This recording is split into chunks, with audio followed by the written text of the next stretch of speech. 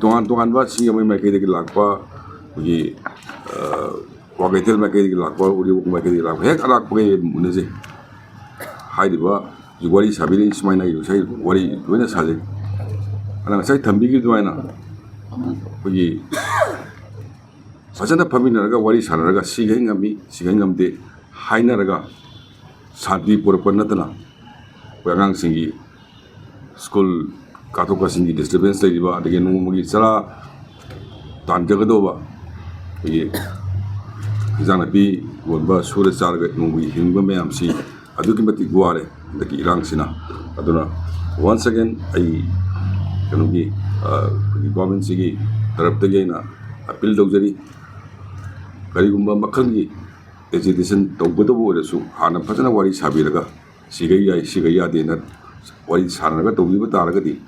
पुनम ज्ञान तामिनगनी लेबाक शांति पुरपैसी सरकार शांति पामे हरसु प्रजाना सीएसओ मयामसिना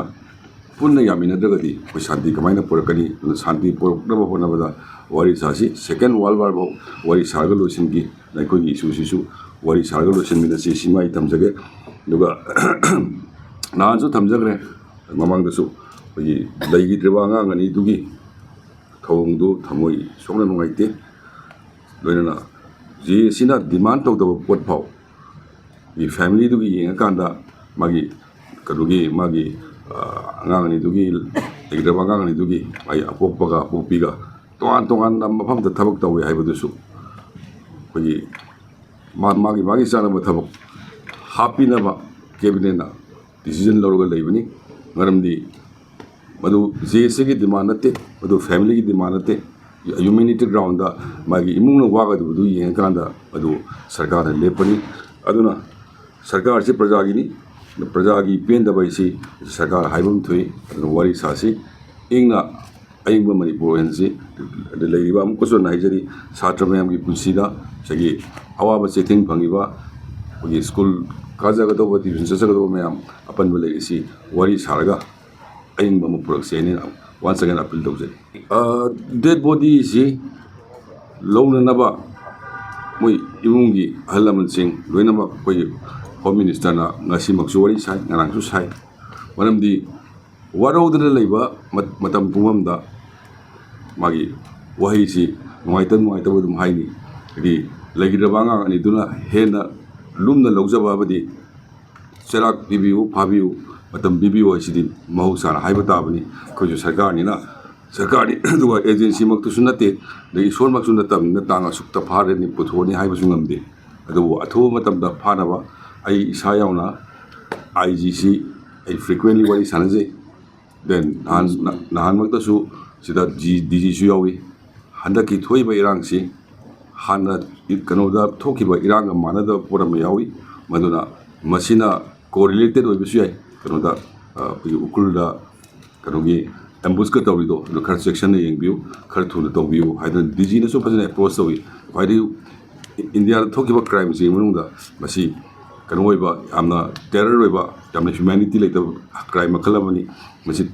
अतो मतम तौबियो न मा मसागी तरफदसु अप्रोच तौई एनसु अप्रोच तौई नुंगा सिमक्सु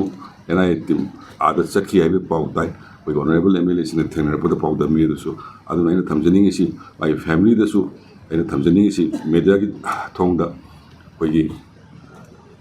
पिक्रबा गांगनी बॉडी दो मुक्त कुइना थंबाइसी सरकार ना नुआइजदे दुगा अदि वागे अहल लमनदुना माई अपोप अपोपीदुना नुआइतबनिना अखोय सरकार से फोर्स तौजबसु लेते अदि पुंग नुमित असुलिदगे थंबा यादे हाइबदु लेदि पोनी अदु अखोय फोर्स तौदे अदुबो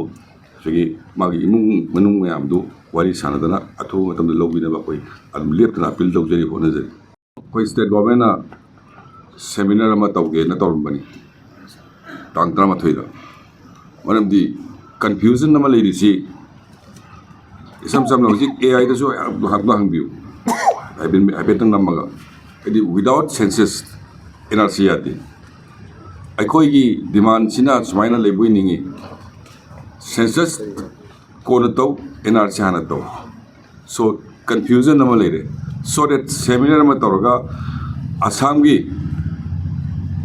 आसाम स्टेट की एनआरसी तौद याउगिबा lawyer 13-year experience laiba amasu engage tawduna laibani so that seminar ma tawrkanda adi hujik baugi sarkar na phangba knowledge dadi hui without census NRC tawde to NRC se koi loina mo punna khamine India da Assam da ngai tawbiba adusu Supreme Court ki directive amadani aduna NRCC ekoi sida mamut tana khangba wali banina adu seminar ma tawraga koi Manipur ki su experts sing then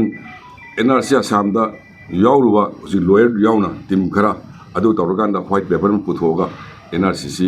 sida karam mu tawdage haidu tanara kanda sagi process tawge tawni. Thank you.